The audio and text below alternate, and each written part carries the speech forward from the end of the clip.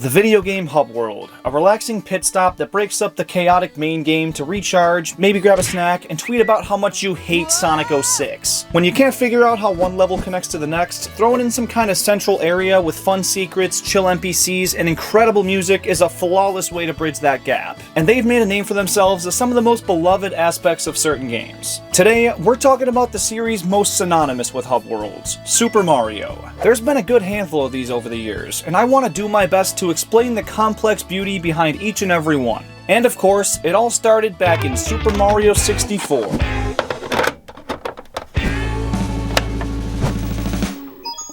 It's me, Mario! Hello! This game not only invented the 3D platformer and some other revolutionary bullshit, but it also gave us this, one of the first and most iconic hub worlds in the history of video games. This feels more like home to some gamers than their actual childhood houses, and the atmosphere this place builds is simply unmatched, even by other areas in the game. There's just something so magical about this place. Is it because it's basically the first hub world and was most people's first interaction with a 3D video game? Probably. But I myself had played tons before this and still feel a connection to this map. Not as much as some of the ones we'll talk about later, but still. Outside of the castle is so serene. It doesn't even need music, just the sound of rushing water and birds chirping. It's lush with green grass and trees, there's butterflies dancing, and the sun's always shining. Then it clicked. This area feels like a summer day as a kid. You've seen those videos of POV, you're 10 years old and wake up on a bright July morning. You go outside and hear this sound. It's gonna be a great day. It feels nostalgic and peaceful, even to those who didn't play it as young kids. But that's all just the outside. Walking through those doors and hearing that iconic music kick in might just be even better. This castle is huge, but not to a daunting degree, because at first, you can only access so much of it, and as you collect stars, more and more of it is unlocked, and more is able to be explored.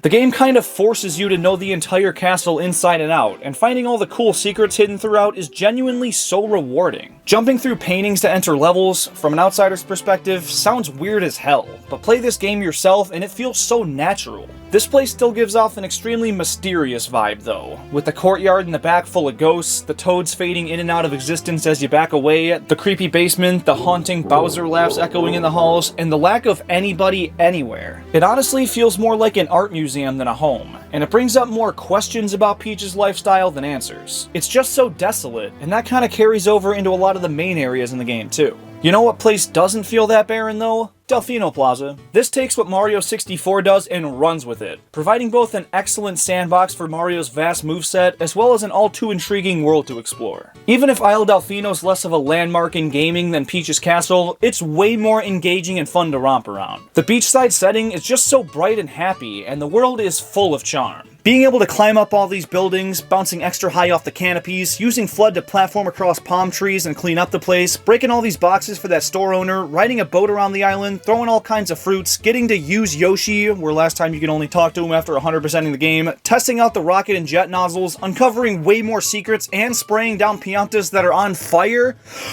There's a lot to do, and that only scratches the surface. This place feels like a real lived-in small town, and the characters are all so gosh darn expressive. You can't run through this place without a smile on your face, and it's in my opinion the best executed hub world I've ever seen in a video game. And it's not nostalgia, because my biased favorite is the next one in the timeline, Super Mario Galaxy's Comet Observatory. Going back to how the castle feels, this place goes for a more quiet and isolating feel. Except here, it's way more called for, because that makes sense with being on a ship in the vastness of space. But even with that context aside, there's one key difference that turns this place from a cold and lonely one to a warm and welcoming one. And that's none other than Princess Rosalina. First off, there's an actual kitchen and bedroom, so she has what she needs to live life there. Though I didn't see a bathroom, so I guess you're just kinda doing that off the side? I don't know. But second, she makes this place feel so homey, and her storybook reading in the library is such a cozy, safe-feeling place, even if the story itself is a rather somber one that really drives home the fact that the journey through space is often a quite lonesome one. The only thing I don't like a whole lot about this hub is that the domes are basically just world maps, and there's not individual entrances to every galaxy. But I guess that's the trade-off for having more areas and less missions per, which I greatly prefer. While Delfino Plaza is undoubtedly the better of the two, Mario Galaxy was one of my first exposures to video games, and the Comet Observatory has always kind of been my virtual home away from home. So I do know how people feel about Peach's Castle and Mario 64, I completely get it, but being as objective as I can, the previous two surpass this, because there's just way more to do to keep you busy, although this place will always be really special to me.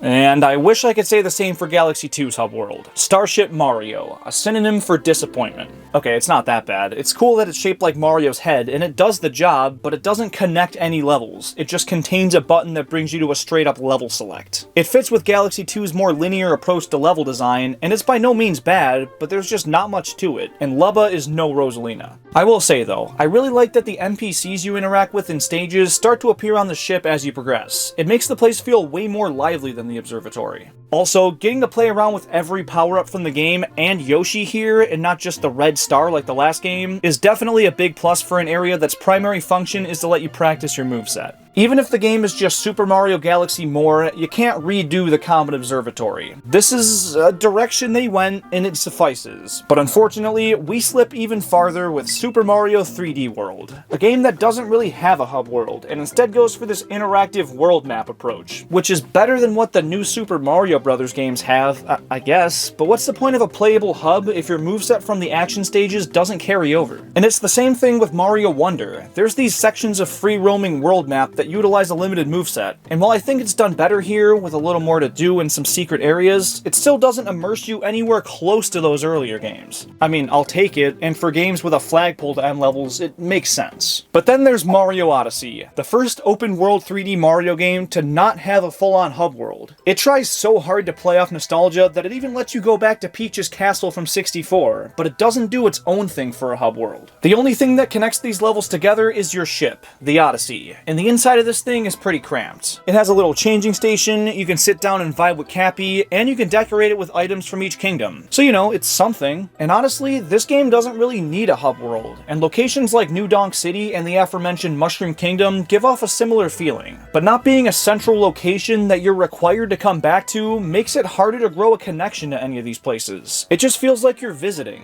Then Bowser's Fury comes around and says, "Hub world who?" Being one big map, there's no need for a rest stop to connect these levels, which is valid, but it leaves the game not really having a lasting impact on me. Maybe that's because it's only a couple hours long, but it could also be because the world as a whole is really not that memorable. I remember the cat theming, but no one specific spot stands out to me when recalling the game. So while these things might be technically obsolete present day, if you want to create a generational game for people to latch onto, a hub world is one of the best ways to do that. No matter how far you get in the game, you'll spend a good chunk of time in this place. When you get tired of the action, it's a good place to calm down and regroup, and it seems like there's always something new to discover, without any of the danger from regular levels. These things build the immersion of the world better than any stage could dream of, and they keep people coming back for decades. You can't just hop into Mario Sunshine and immediately play Secret of the Village Underside. That probably wouldn't go very well. But I don't care how long it's been, jumping into Delfino Plaza and running amok will always be a blast. Exploring the castle corridors and trying to reach areas you're not allowed to yet will never bore me, and relaxing in the observatory, taking in the music and ambiance will always improve my mood.